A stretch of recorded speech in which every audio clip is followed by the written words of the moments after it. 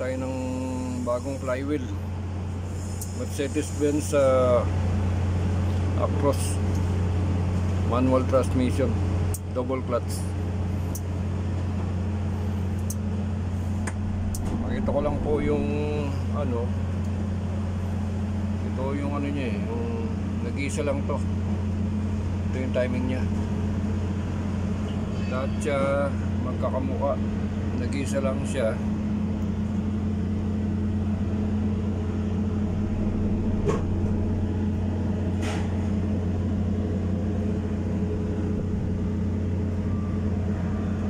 Wala siyang, yun lang ang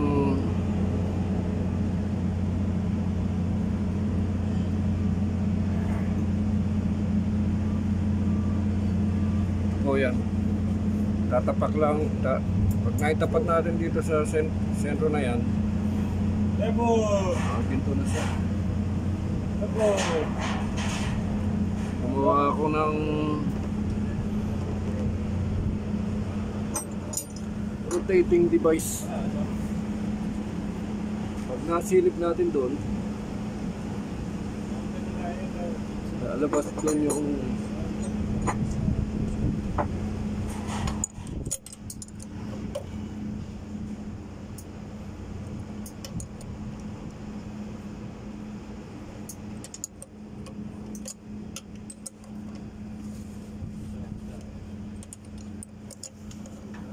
ginawa ko lang ito, yung rotating device.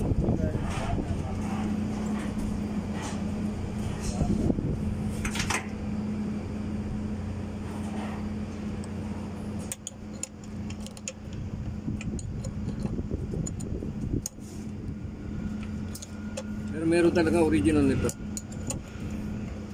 Ano to, Bendix light.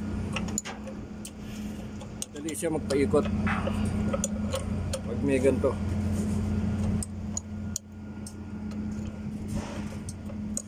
Ayan o.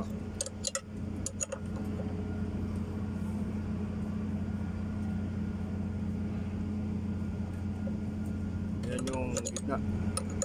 Pag nakatapat na siya, pag mag-adjust tayo ng valve, ayun, nilagyan ko siya ng marking na puti eh. Ayan, nakagitna siya. Yun yung ano niyan, timing.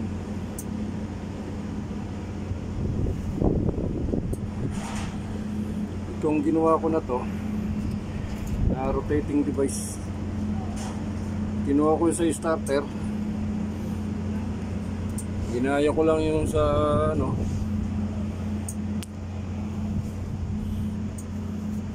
yan, nakagitna na ko yan. Kung sakaling mayroon kasi kung magsusundo tayo ng screwdriver,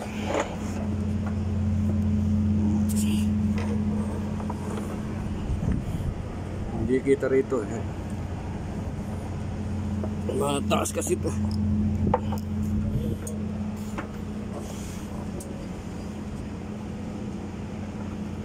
Tanggalin na natin para makita nyo.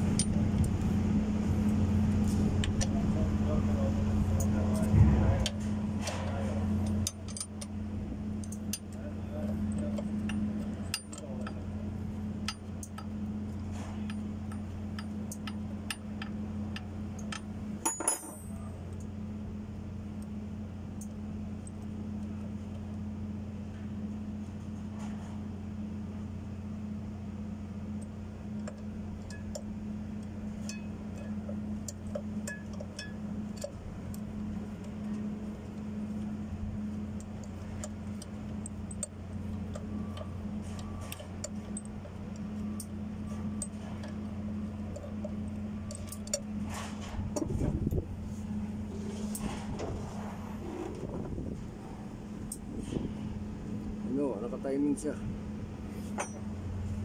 Ito naman yung kinabit ko. Ginawa ko lang yan. Kahit na magpapaiko tayo ng crankshaft, hindi tayo mahirapan magpaikot.